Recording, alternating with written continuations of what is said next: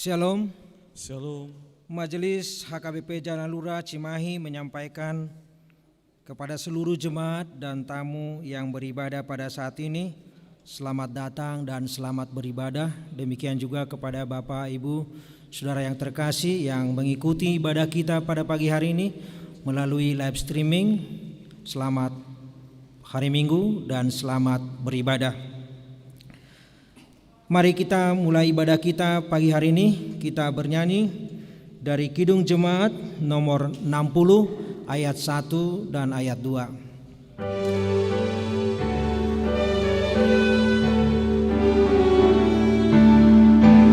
Hai makhluk alam semesta, Tuhan Allahmu pujilah. Haleluya, haleluya. Surya perkasa dan terang, chandra kartika cemerlang. Puji Allah tiap kala. Haleluya, haleluya, haleluya. Angin yang hebat menderu, awan terara dan mendung. Haleluya, haleluya. Hawa cuaca yang cerah, musim penghujan marilah. Puji Allah tiap kala. Haleluya, haleluya, haleluya.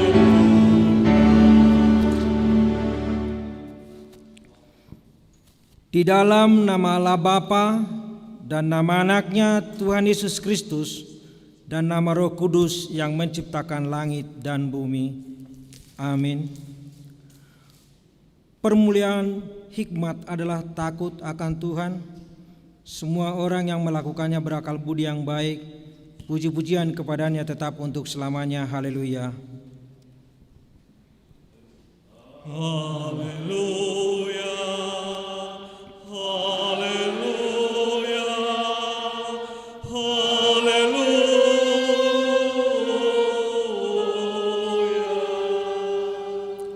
Kita berdoa. Ya Tuhan Allah Bapa kami yang di surga, berikanlah bagi kami roh kedamaian dan kebenaran, supaya kami mengerti kehendak-Mu, dan dengan segenap kekuatan kami dapat melakukan kedamaian dan kebenaran itu oleh karena Anak-Mu Tuhan Yesus Kristus Tuhan kami. Amin.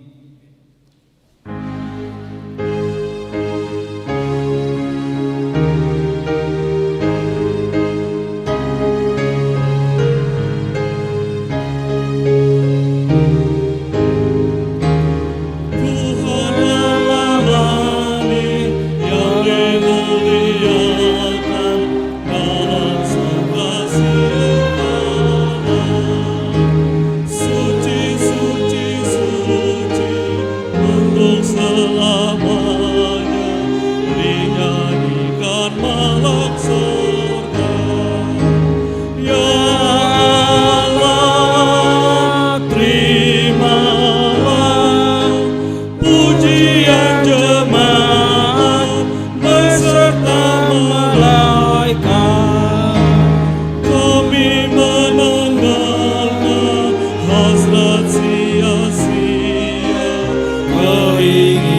dan manusia, jiwa raga kami hidup seluruhnya.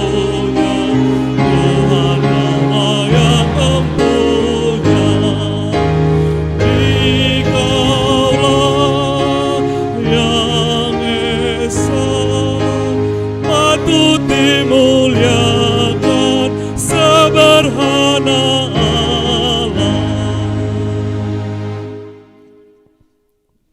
Dengarlah hukum Tuhan yang tertulis dalam buku Konvensi HKBP pasal 1B2. Allah Anak adalah Yesus Kristus, penyataan Allah Bapa yang mengosongkan dirinya dan menjadi manusia, yang dilahirkan oleh Maria, dikandung dari Roh Kudus sebelum ada mengenal suami. Dialah Tuhan yang melindungi dan menyelamatkan manusia.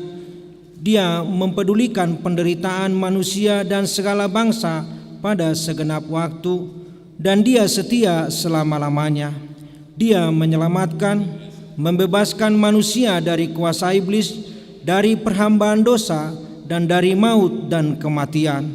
Dia menderita sengsara hingga mati di kayu salib. Dialah kesempurnaan korban pendamaian oleh Allah karena dosa manusia.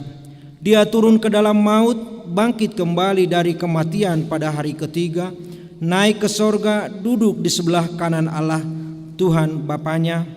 Karena itulah Dia ditinggikan oleh Allah, dan kepadanya diberikannya nama di atas segala nama, agar semua lutut di sorga dan di bumi dan yang ada di bawah bumi sujud kepadanya.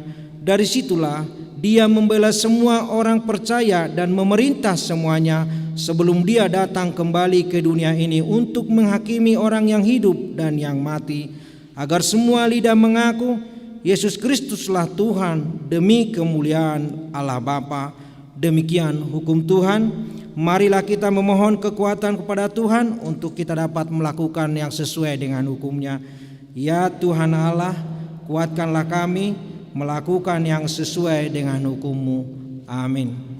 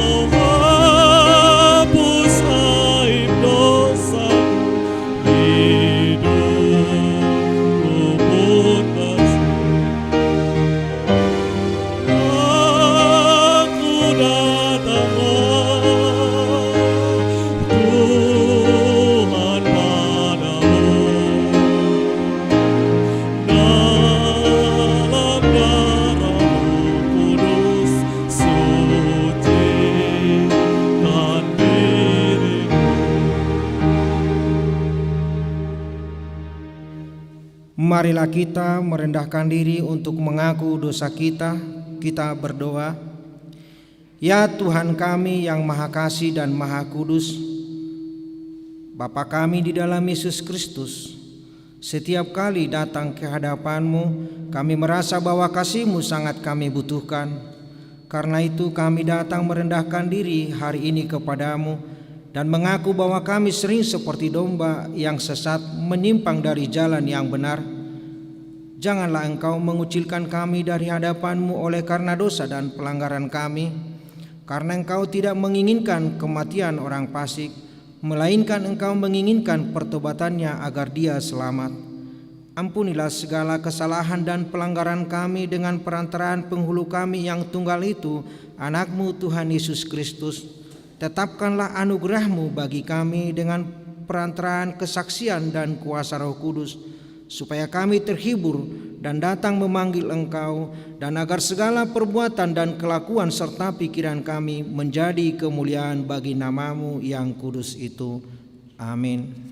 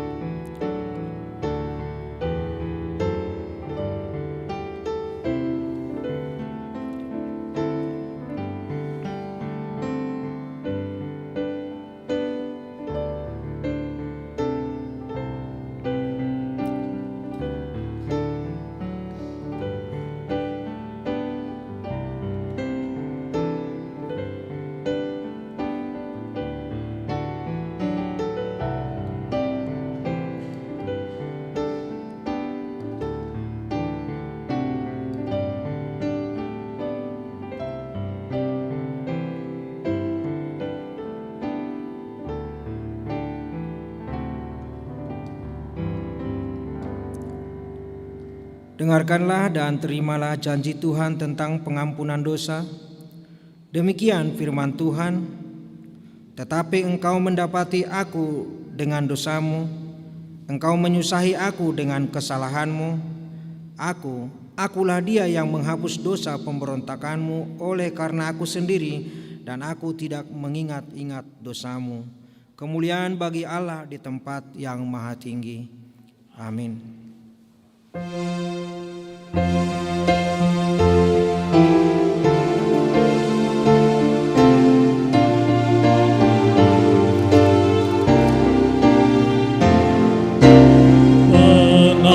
Pengampunan dosamu hanya oleh darah Yesus, penyucian hidupmu hanya oleh darah Yesus. Oh, darah Tuhanku, sumber pembasuhku, sucilah hidupku hanya oleh darah Yesus. Pendamaian bagiku hanya oleh darah Yesus, bukan oleh amalku, hanya oleh darah Yesus. Oh, darah Tuhanku, sumber pembasuhku, sucilah hidupku hanya oleh darah Yesus. Firman Tuhan epistel minggu ini tertulis di Yohanes pasal 2 ayat yang pertama sampai dengan ayat 12. Kita membacanya secara bergantian. Perkawinan di Kana. Pada hari ketiga ada perkawinan di Kana yang di Galilea, dan ibu Yesus ada di situ.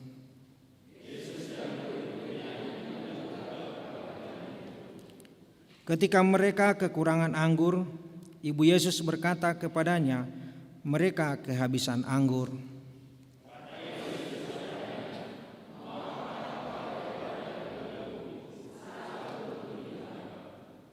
Tetapi Ibu Yesus berkata kepada pelayan-pelayan, "Apa yang dikatakan kepadamu, buatlah itu."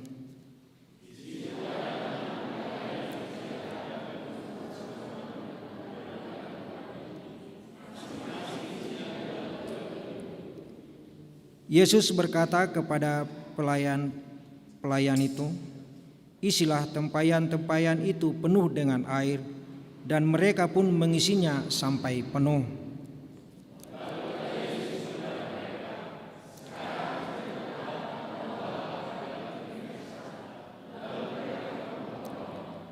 Setelah pemimpin pesta itu mengecap air yang telah menjadi anggur itu, dan ia tidak tahu dari mana datangnya, tetapi pelayan-pelayan yang mencedok air itu mengetahuinya, ia memanggil mempelai laki-laki.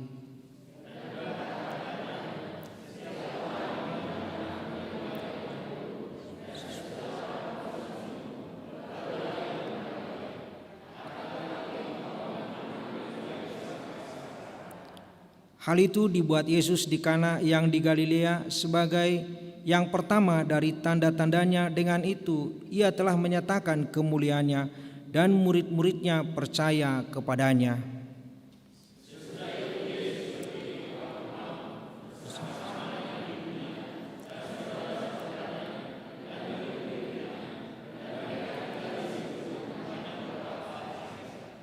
Demikian firman Tuhan. Berbahagialah orang yang mendengar firman Allah serta memeliharanya. Amin.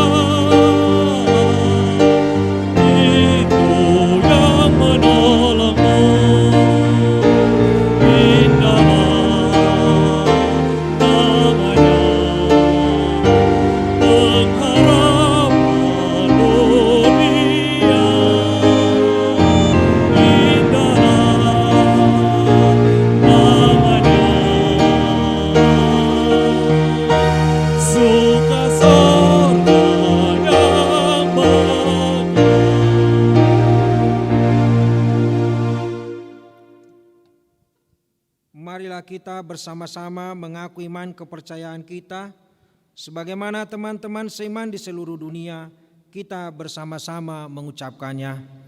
Aku percaya kepada Allah, Bapa yang Maha Kuasa, Khalik langit dan bumi. Aku percaya kepada Yesus Kristus, Anaknya yang tunggal Tuhan kita, yang dikandung daripada Roh Kudus, lahir dari anak darah Maria, yang menderita sengsara di bawah pemerintahan Pontius Pilatus, disalibkan, mati dan dikuburkan, yang turun ke dalam kerajaan maut, pada hari yang ketiga bangkit pula dari antara orang mati, naik ke sorga, duduk di sebelah kanan Allah Bapa yang Maha Kuasa. Dari sana akan datang kelak untuk menghakimi orang yang hidup dan yang mati.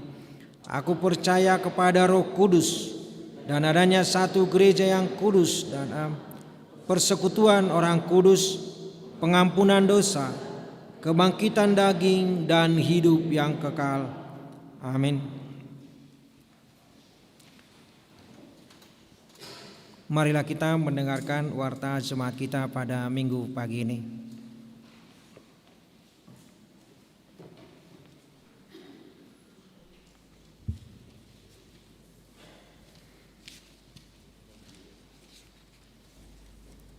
Shalom. Marilah kita mendengarkan warta gereja kita. Kita perhatikan koinonia poin 2.2. Pada hari Rabu 21 Oktober 2020 dilaksanakan sermon week gabungan dimulai pukul 19.00 WIB secara live streaming atau secara siaran langsung melalui YouTube channel. Kiranya seluruh jemaat dapat mengikutinya. 3 Marturia poin 3.2 persembahan Namarboho. Pada hari ini 18 Oktober 2020 kita akan mengumpulkan persembahan Namarboho dalam setiap kebaktian minggu untuk Badan Penyelenggara Pendidikan BPP, diserahkan setelah selesai khotbah di tempat duduk masing-masing. Kita perhatikan pemberitahuan 5.1 Baptisan Kudus Pandidion Nabadia. Pada hari ini Minggu 18 Oktober 2020 gereja kita akan melaksanakan pelayanan baptisan kudus dengan mengikuti protokol kesehatan dalam ibadah siang pukul 10.30. WIB sebanyak 9 orang. Boleh kita baca nama-nama yang dibaptis. 5.2 Panitia Natal 2020 dan tahun 2021 tahun baru. Sesuai dengan keputusan Parhalado bahwa Panitia Natal 2020 dan tahun baru 2021 diserahkan kepada Ketua Dewan Koinonia, Situa DR Borusiahan, saya sendiri, dan anggota serta pengurus kategorial. Karena itu akan diadakan rapat Panitia Natal dan Tahun Baru pada hari Senin, tanggal 19 Oktober 2020, waktu pukul 19.00 WIB, tempat gedung sekolah minggu. Peserta Dewan Koinonia dan anggota, pengurus kategorial, ketua, sekretaris, dan bendahara. 5.3 Audit pembangunan. Pada hari Sabtu 24 Oktober 2020 pukul 09.00 WIB akan dilaksanakan audit pembangunan bertempat di gedung sekolah minggu. 5.4 Sumbangan pengadaan sarana di perkampungan Jetun Silangit. Kunjungan seksi lansia ke Bonapasogi tahun yang lalu telah disepakati bantuan sarana di perkampungan pemuda Jetun Silangit. Sehubungan dengan itu, gereja kita melalui seksi lansia HKBP Jalan Lurah Cimahi telah melaksanakan pengadaan 6 spring bed standar, 2 spring bed untuk ruang VIP, 1 set sofa. Seluruh dana yang diperlukan adalah 12.700.000 yang akan dikumpulkan dari anggota dan donatur. 5.5 Pengadaan buku almanak dan kalender 2021 sesuai dengan hasil sermon Parhalado Selasa 6 Oktober 2020 telah disepakati mengenai pengadaan buku-buku untuk tahun 2021, yaitu A. Kalender akan dibagikan semua ke jemaat atau ruas.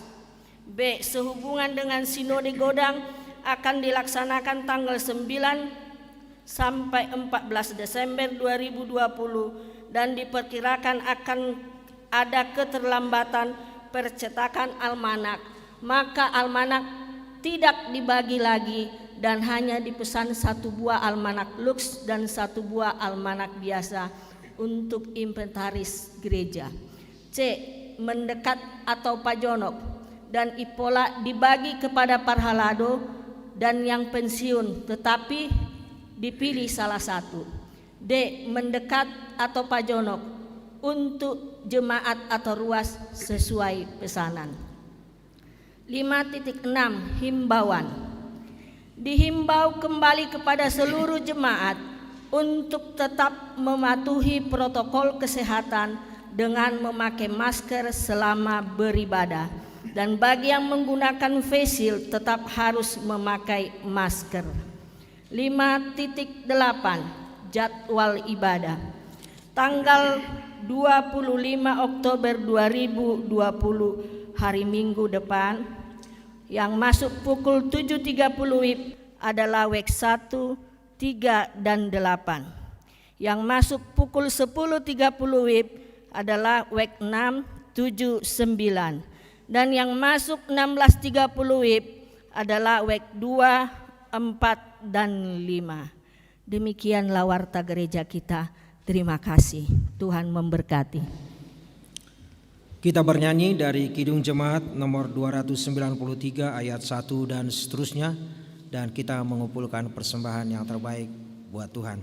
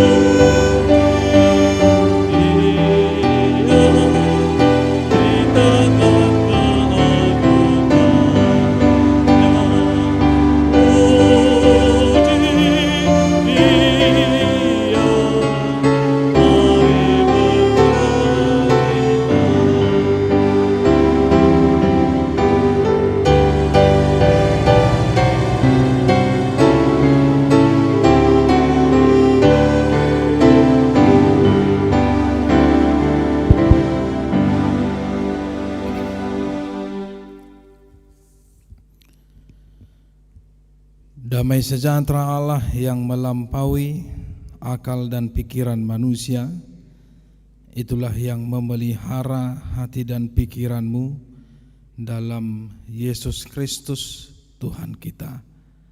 Amin. Salam. Saudara-saudaraku yang terkasih dalam nama Tuhan kita Yesus Kristus, kita berjumpa kembali dalam sapaan firman Tuhan di ibadah kita hari Minggu ini, yaitu di Minggu yang ke-19 setelah Trinitatis. Dan firman Tuhan hari ini, saudara-saudaraku, tertulis di Ayub pasal 42 ayat 7 sampai ayat yang ke-17. Bapak Ibu saudara-saudara, mari kita membaca firman Tuhan, kita responsoria. Setelah Tuhan mengucapkan firman itu kepada Ayub, maka firman Tuhan kepada Elifas, orang teman, murkaku menyala terhadap engkau dan terhadap kedua sahabatmu, karena kamu tidak berkata benar tentang aku seperti hambaku Ayub.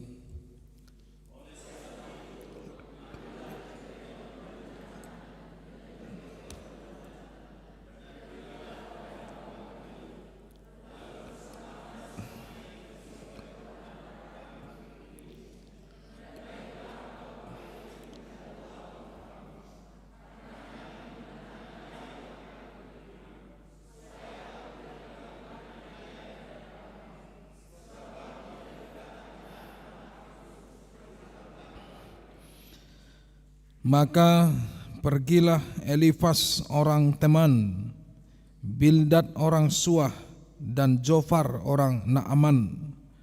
Lalu mereka melakukan seperti apa yang difirmankan Tuhan kepada mereka, dan Tuhan menerima permintaan Ayub.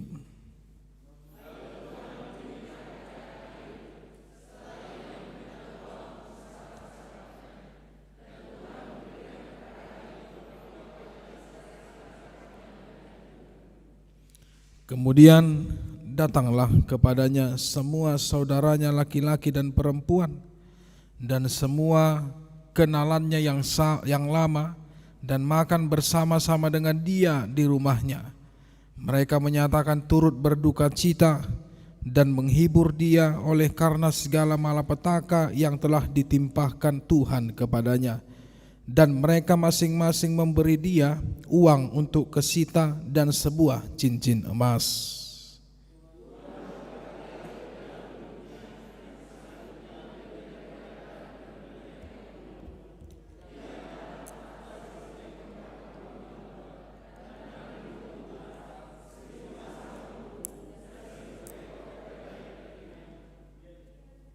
Ia juga mendapat 7 orang anak laki-laki dan 3 orang anak perempuan.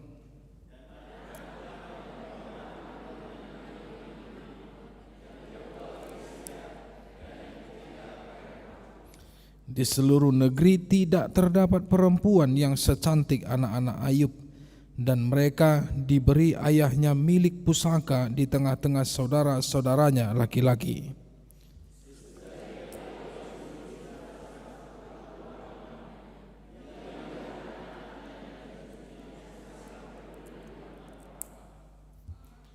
Maka matilah Ayub, tua dan lanjut umurnya. Demikian firman Tuhan. Saudara-saudara, Bapak Ibu yang terkasih dalam nama Tuhan Yesus Kristus,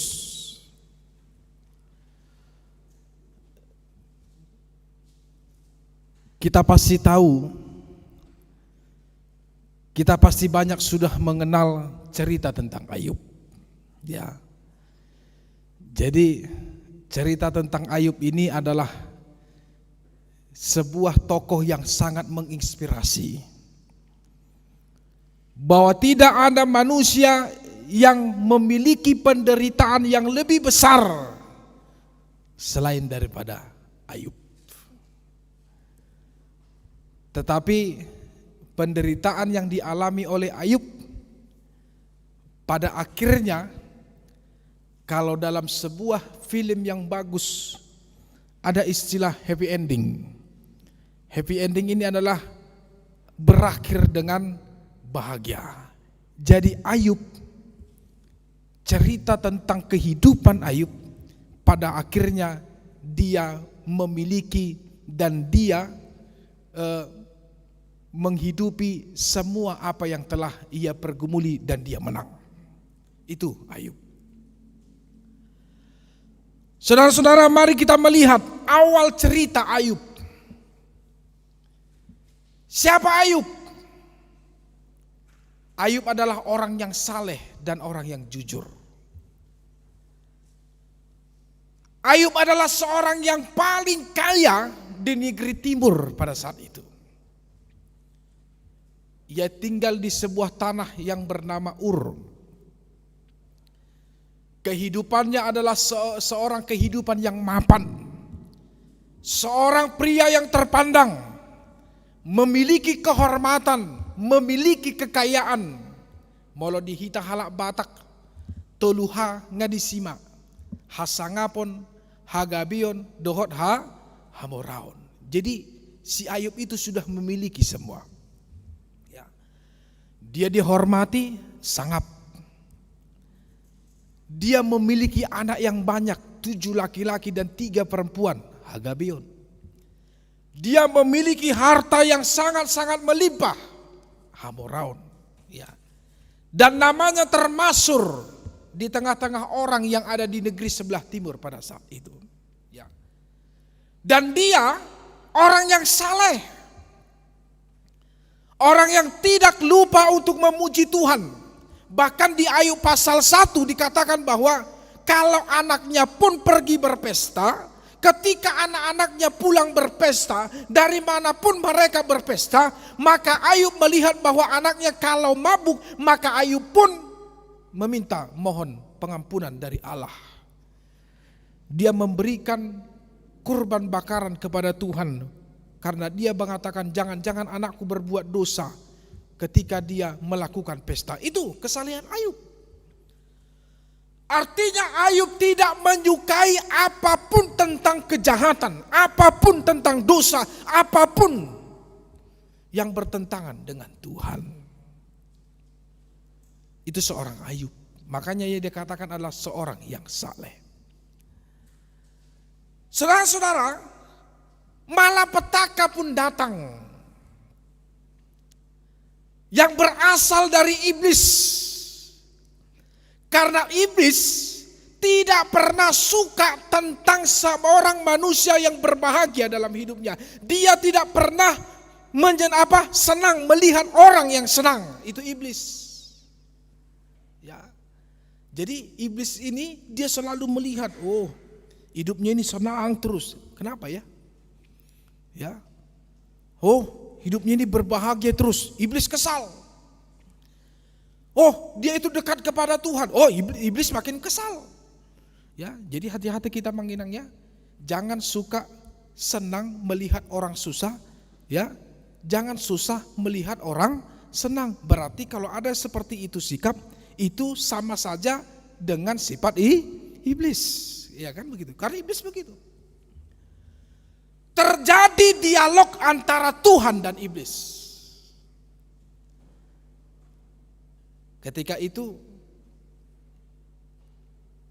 iblis sedang berjalan-jalan. Dalam dialog ini lalu ia bertemu dengan Tuhan. Lalu Tuhan berkata kepada iblis, "Iblis, sadiaho, dari mana engkau?" "Aku sedang mengamati dunia ini."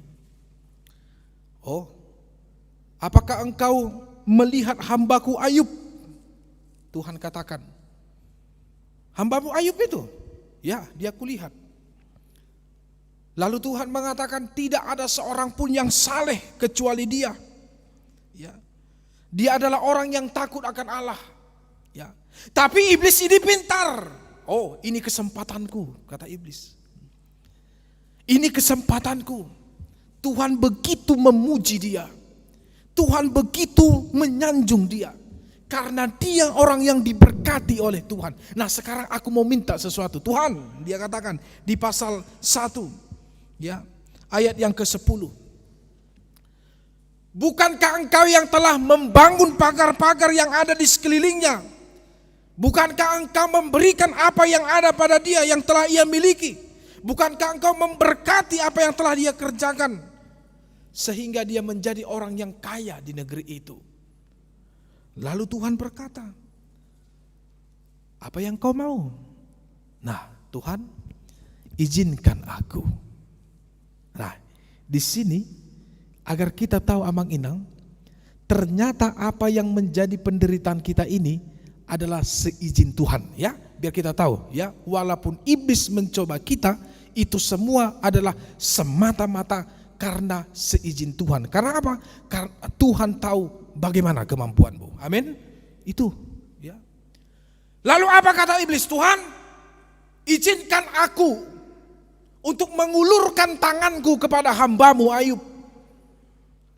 Lalu Allah berkata, oke, silakan ulurkan tanganmu. Segala apa yang dipunyainya berada dalam kuasamu. Tetapi ingat, jangan pernah mengulurkan tanganmu kepada nafasnya. Nah, ini jaminan Tuhan, ya. Sudena sana adong di ibana boy jamaomu alai hosanai unang jama. Indah di Batak. Kan begitu. Jangan ulurkan tanganmu kepada nafasnya. Tidak ada hakmu kepada hambaku Ayub. Nah, kan begitu. Nah, oh bahagia iblis, bahagia. Dia senang. Dia berbahagia. Maka iblis pun melancarkan aksi-aksinya dengan menghancurkan satu-satu apa yang menjadi sumber kebahagiaannya secara manusiawi. Yang pertama, saudara-saudara yang terkasih dalam nama Yesus Kristus, Allah menghancurkan semua hewan-hewan ternaknya. Ya. Yang kedua, saudara-saudaraku yang terkasih dalam Tuhan Yesus Kristus, Allah membakar semua apa yang menjadi pertaniannya dan lumbungnya. Ya. Yang ketiga, saudara-saudara yang dikasihi dalam Tuhan Yesus Kristus, iblis mengambil semua budak-budaknya. Dan yang terakhir yang paling menyakitkan Allah, iblis mengambil napas kehidupan anak-anaknya. 7 anaknya laki-laki dan 3 anaknya perempuan. Semuanya mati dalam sebuah rumah yang roboh ketika angin puting beliung datang menimpa rumah tempat kediaman anak-anaknya yang sedang berkumpul itu. Tidak sampai di situ. Walaupun Ayub sudah kehilangan semua harta bendanya, semua anak-anaknya, iblis tidak puas. Nah, ini iblis ini. Iblis ini seperti lintah. Tidak pernah berkata cukup. Tidak pernah berkata puas. Maka iblis pun meminta izin dari Tuhan. Tuhan, izinkan aku lagi. Apa? Izinkan aku menitipkan penyakit ke dalam tubuhnya, kulit ganti kulit. Lalu Tuhan pun berkata, silahkan. Apa yang mau kau perbuat, silahkan. Alai unang jama hosana. Walani depan hidup di pada. Lalu iblis pun menitipkan penyakit barah. Kalau penyakit barah itu penyakit bisul di sekujur tubuhnya dan itu bau. Ya, mengenangnya. Penyakit kusta, ya, itu bau. Jadi kalau pada zaman itu, penyakit kusta adalah penyakit yang menjijikkan bagi manusia. Penyakit yang diharamkan, dijauhkan itu kalau ada orang yang penyakit kusta pada zaman itu. Tidak dianggap manusia, dibuang karena saking baunya. Itu penyakit. Ya. Tidak sampai di situ, saudara-saudara.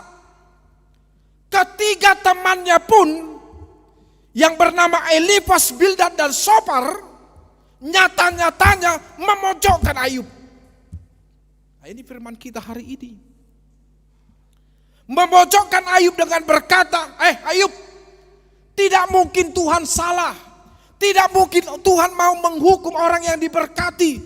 Tidak mungkin Tuhan mau melakukan itu. Mungkin kamu yang salah. Kamu yang melakukan dosa. Mungkin ada kesalahanmu yang tersembunyi di hadapan Tuhan. Beritahulah. Karena itu mungkin kau dihukum oleh Tuhan. dia punya teman bukan menghibur, melainkan memojokkan Ayub, ya kan? Bukan sampai di situ saja lagi Amang Inang, banyak sampai yang keempat adalah istrinya sendiri berkata kepada Ayub, Ayub, bukankah engkau melihat apa yang telah menimpa kita? Sadarkah engkau semua celaka yang ada dalam dirimu, di dalam keluarga kita? Sekarang Ayub, kutukilah Tuhanmu. Gak ada gunanya kau menyembah Tuhanmu itu. Tuhanmu itu adalah Tuhan yang tidak baik. Tinggalkan Tuhanmu itu, kutuk Tuhanmu itu. Itu istrinya pun ikut-ikut mengolok-olok Ayub. Pertanyaan, kalau kita dalam situasi seperti itu, apa yang Anda lakukan? Bisa Anda jawab, saudara-saudaraku? Inang, Amang, kalau itu dalam situasi Ayub sepertimu, apa yang kau lakukan? Mati mau Tuhan, marhua mangulu, ibu tali, bunuh diri dah. Kan begitu, ya kan? Gak ada gunanya yang hidup. Atau pergi dia ke jembatan, dilihatnya sungai, gak ada lagi hidupku ini. Aku tidak punya apa-apa lagi. Sudahlah, lebih baik aku mengakhiri hidupku. Ya, terjun dia, mati. Rupanya gak mati-mati. Ada seperti itu. Ya. Atau yang kedua, menjauhi Tuhan, mengutuki Tuhan.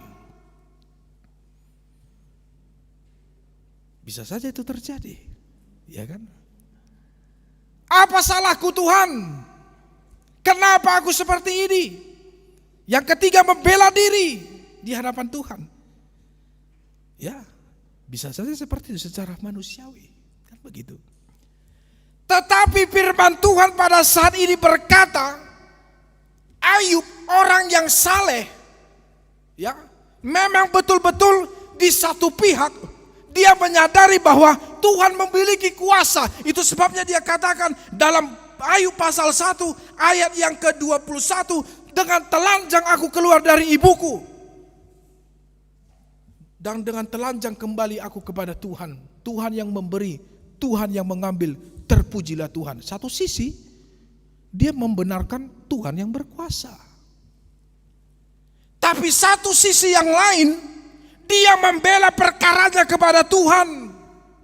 Dia berkata, kenapa Tuhan? Apa yang terjadi? Kesalehanku, aku tidak pernah berbuat dosa. Ini semua karena ketiga sahabatnya, yaitu Elipas, Bildad dan Sofar, berkata yang tidak benar tentang Allah, yang menyudutkan Ayub dengan berkata, Ayub, mungkin kau melakukan dosa. Maka di situ dia berpikir membela diri kepada Tuhan. Haronahu bahe Tuhan. Dia berkeluh kesah.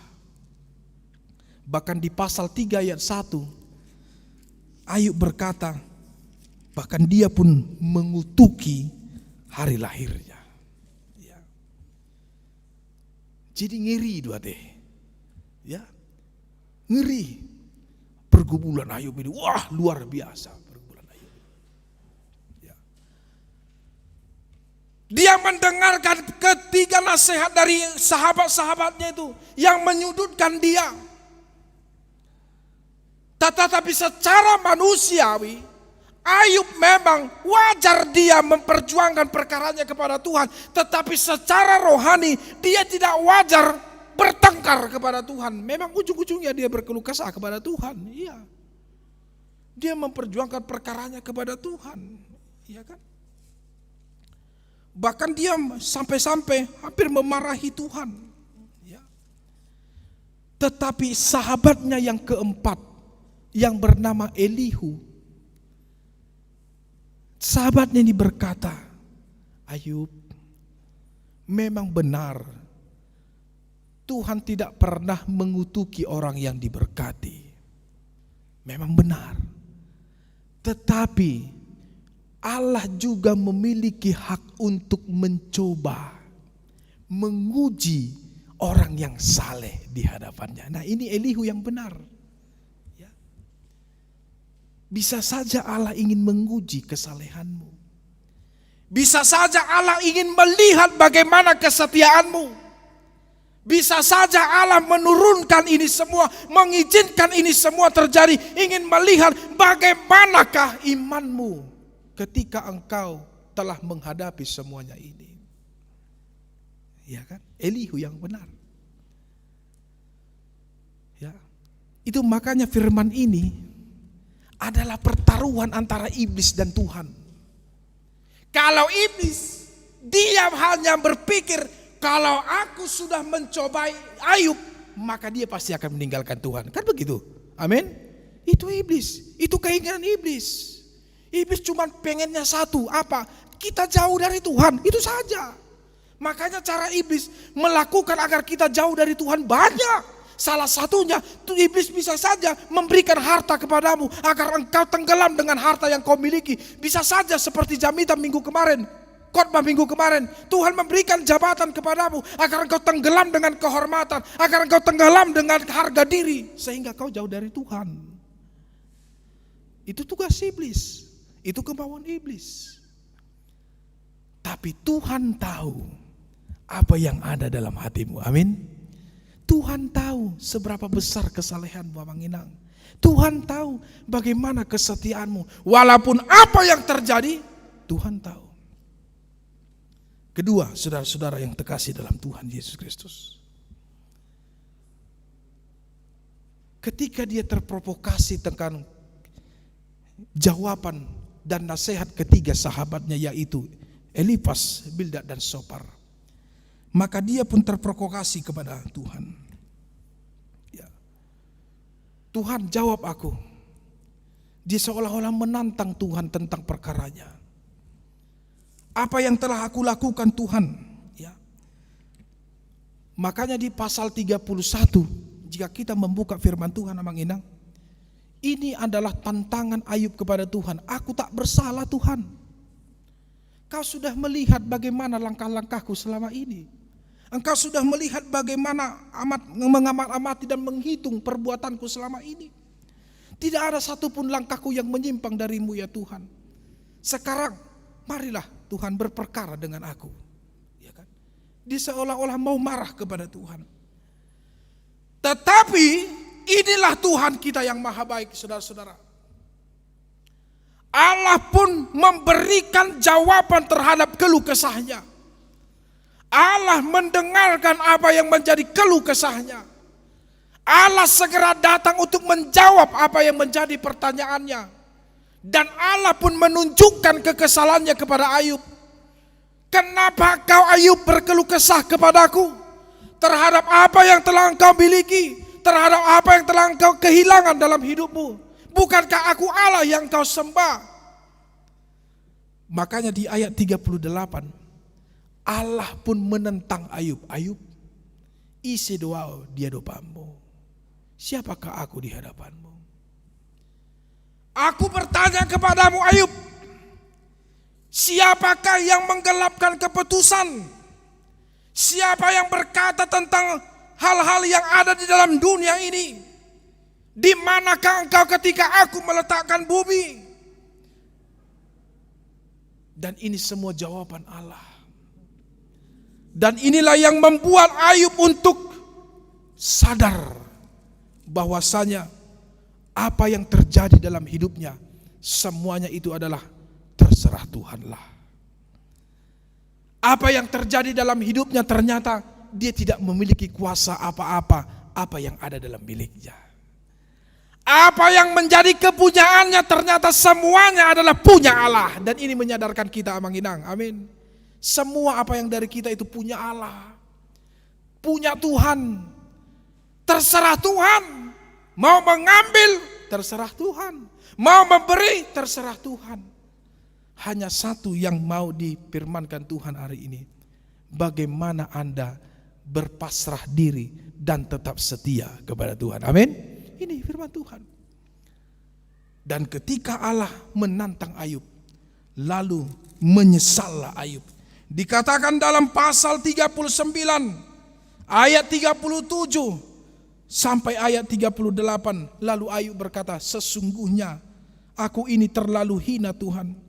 Jawaban apakah yang akan kuberikan kepadamu? Mulutku kututupi dengan tangan. Sekali lagi aku berbicara, tetapi tidak akan kuulangi, bahkan 2 kali, tetapi tidak akan ku lanjutkan. Lalu di ayat yang ke-6, di pasal yang ke-42, Ayub berkata, Tuhan, aku mau mencabut perkataanku. Dengan menyesal aku duduk dalam debu dan abu. Ternyata aku tidak apa-apanya Tuhan.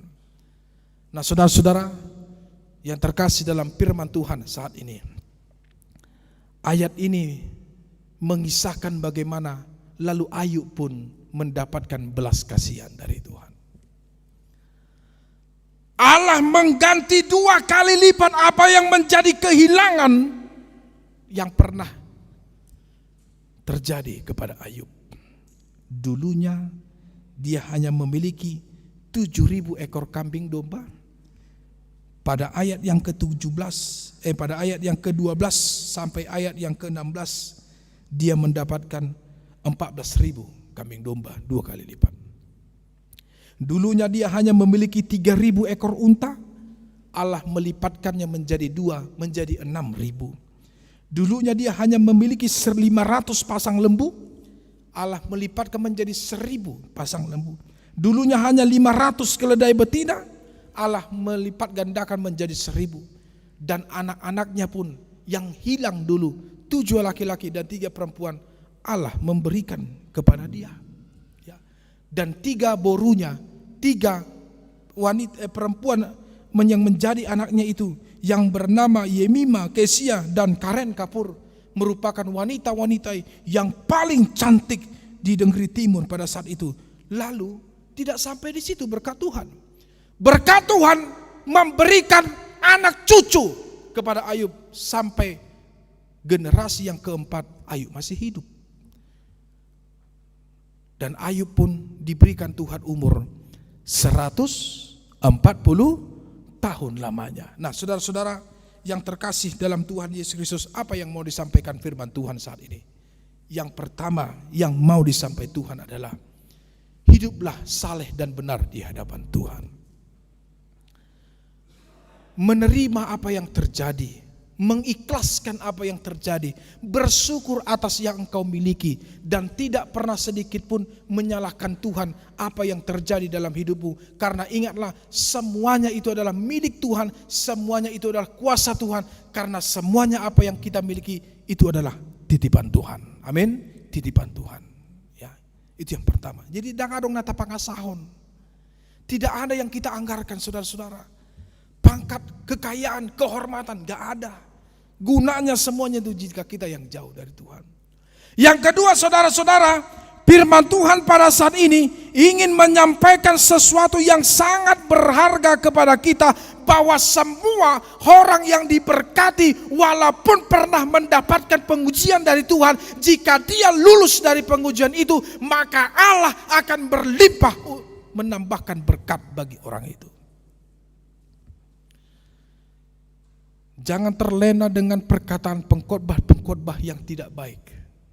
Ingat, firman Tuhan itu tidak mengenakkan telinga, apalagi Naposo sekarang suka sekali pergi ke gereja-gereja tetangga.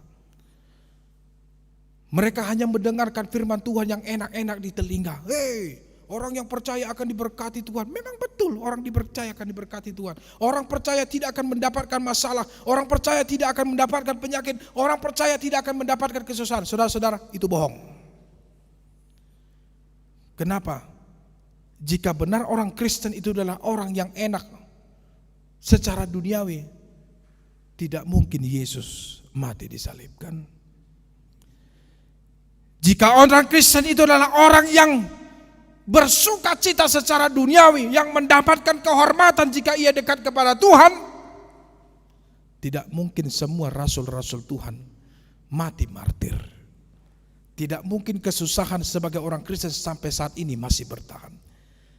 Tetapi keunikan orang Kristen adalah ketika dia menghadapi tantangan, dia tetap kuat. Itu keunikan orang Kristen. Karena Yesus tidak pernah meninggalkan dia. Ingat, orang Kristen itu seperti sebuah kayu amanginang yang tertanam di pinggir aliran sungai. yang dia bertumbuh berakar dan kuat. Semakin tinggi angin akan menerpa dia yang ingin menumbangkan pohonnya. Tetapi orang Kristen tidak akan pernah tumbang. Orang Kristen tidak akan pernah goyah. Orang Kristen tidak akan pernah patah. Karena akarnya kuat di dalam Kristus. Amin. Orang Kristen tidak akan pernah menderita. Walaupun ketika dia mengalami cobaan yang hebat dalam hidupnya. Dakiamat dili imana. Orang Kristen tidak akan pernah menyalahkan Tuhan. Walaupun segala kehidupan dunia ini yang pahit dialami setiap orang yang percaya, ingat, Tuhan ingin menempah engkau menjadi emas yang sangat berharga di hadapan-Nya. Yang dilebur dengan api pun dia tidak akan hancur. Itu kehidupan orang Kristen. Namang inang, pulanglah bawalah berkat ini kepada orang lain. Beritakanlah kepada orang lain bahwa menjadi umat Tuhan, menjadi orang Kristen adalah unik, orang yang dikuatkan, orang yang akan dimampukan seperti Ayub, dan orang yang akan dimasukkan namanya, diangkat namanya oleh Tuhan ketika setiap orang yang percaya itu melewati segala penderitaan dengan iman yang setia. Amin. Kita berdoa. Bapa dalam surga, dalam Tuhan kami Yesus Kristus Juru Selamat kami yang hidup, terima kasih Tuhan, karunia-Mu, berkat-Mu, kekuatan dan penyertaan yang Tuhan berikan.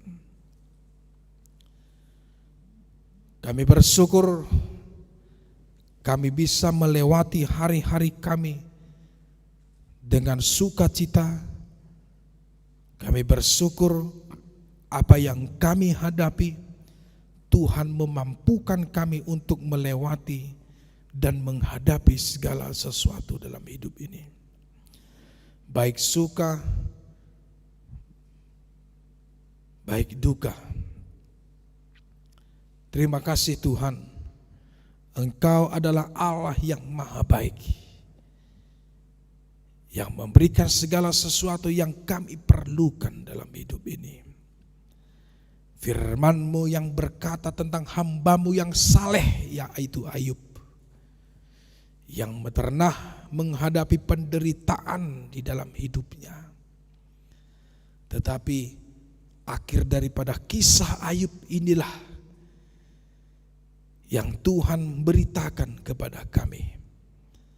Orang yang tetap setia walaupun ia memperjuangkan perkaranya di hadapan Tuhan.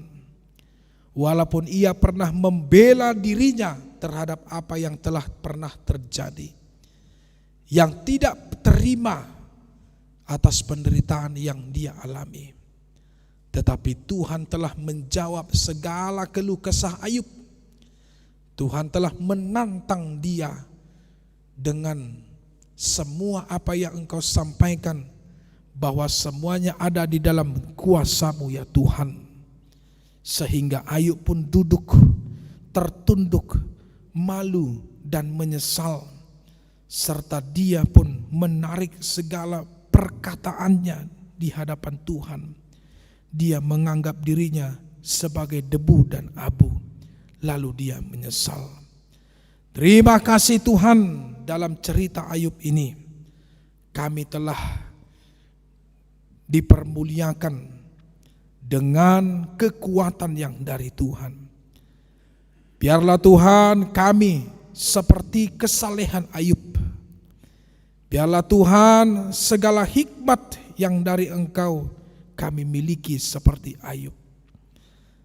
Karena begitu besar kasih-Mu Tuhan, kalau dibandingkan dengan penderitaan yang pernah dialami oleh Ayub, Engkau mengganti 2 kali lipat apa yang pernah hilang dari diri Ayub. Engkau mengganti anak-anaknya, Engkau mengganti harta bendanya, Engkau memberikan kesempatan kepada dia sampai berumur 140 tahun. Dia bisa melihat keturunannya sampai dengan keturunan yang keempat. Terima kasih Tuhan, dimuliakanlah Engkau. Itu yang kami mohon. Tuhan, kiranya aku mendapatkan bagian kesalehan dari Ayub dan mendapatkan bagian kasih sayang-Mu Tuhan, seperti yang Engkau sampaikan kepada Ayub. Demikianlah berikanlah kami Tuhan, kami memohon dengan rasa hormat. Kami percaya setiap penderitaan, setiap tangisan yang pernah kami alami, kami tahu semuanya itu berada dalam kuasa Tuhan. Kami percaya kekuatan serta penghiburan akan Tuhan berikan kepada kami. Dan itu akan kami pegang.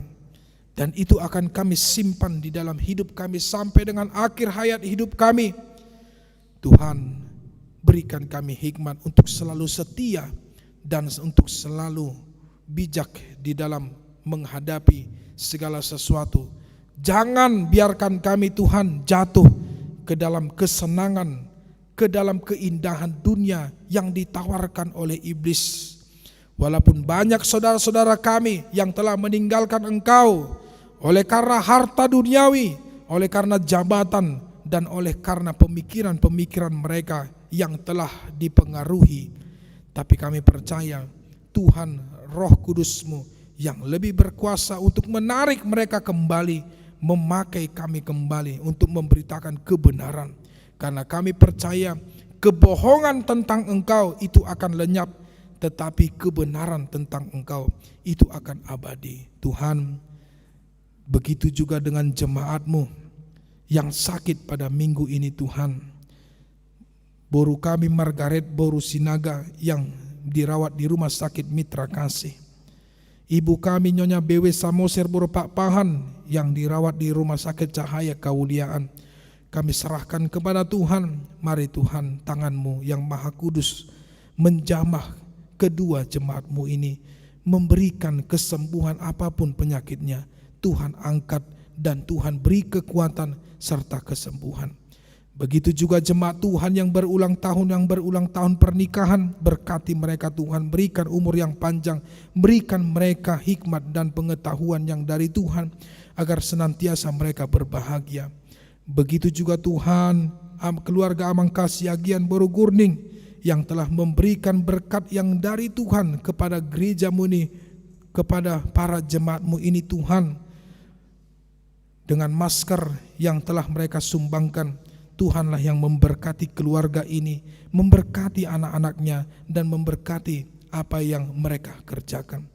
Kami juga mendoakan semua jemaat-Mu ini Tuhan, kuatkan, berikan mereka berkat yang dari Tuhan. Apapun yang telah kami hadapi, kami percayakan semuanya kepada Tuhan.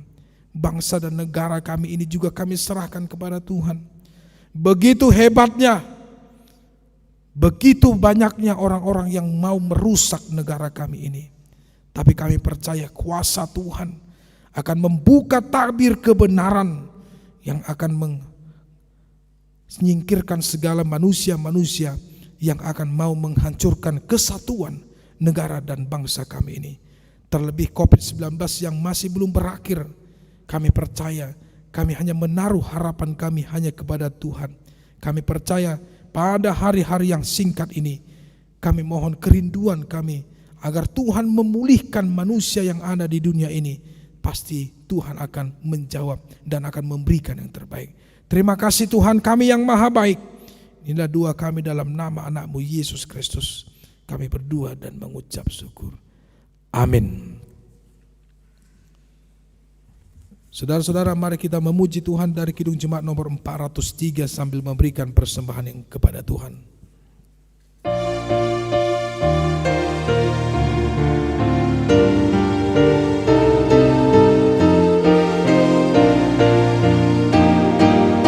Hujan berkat kan tercurah, itulah janji kudus.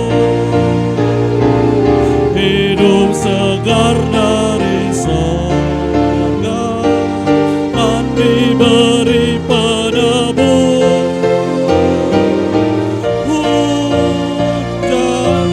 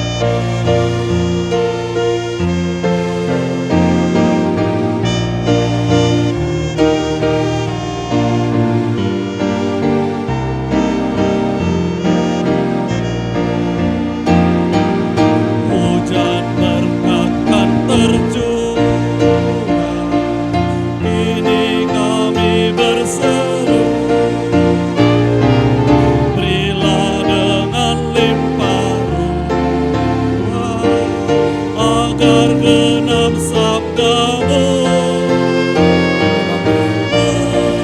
dan berkat. Itu yang kami perlu,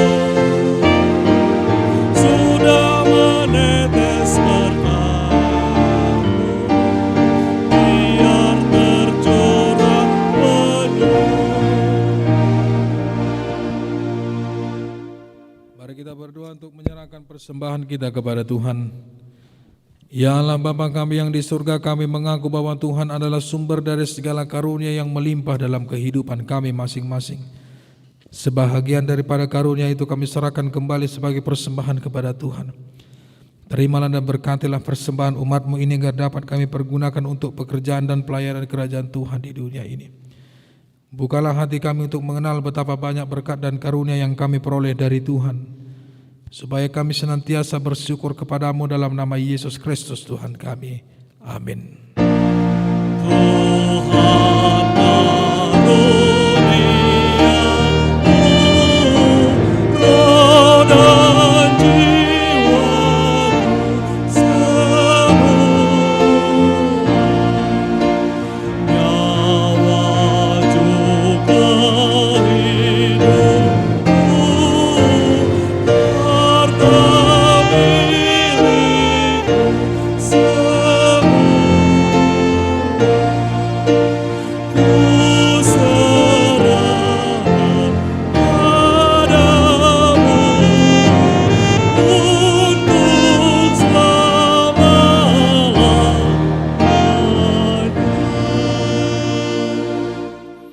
Bapa kami yang di surga, dikuduskanlah nama-Mu, datanglah kerajaan-Mu, jadilah kehendak-Mu di bumi seperti di surga. Berikanlah kami pada hari ini makanan kami yang secukupnya, dan ampunilah kami akan kesalahan kami, seperti kami juga telah mengampuni orang yang bersalah kepada kami. Dan janganlah membawa kami ke dalam pencobaan, tetapi lepaskanlah kami daripada yang jahat. Sampai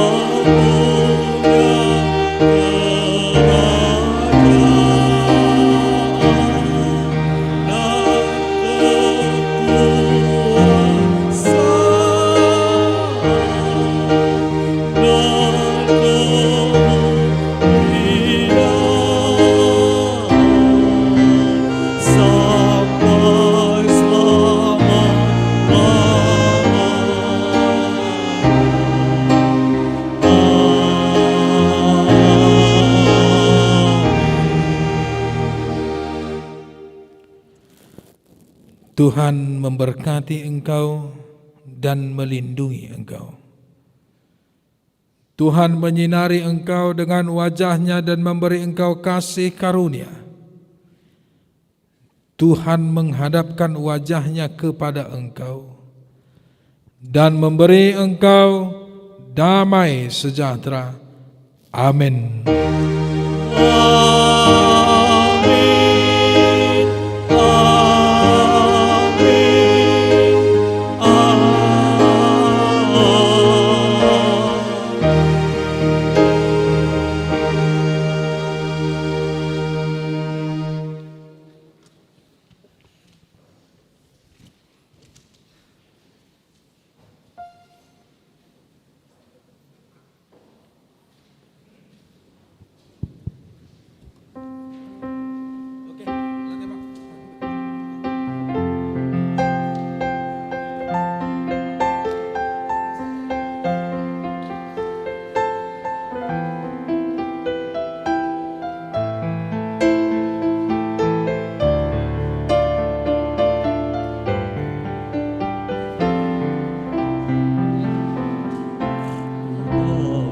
Tuhan pasti bukan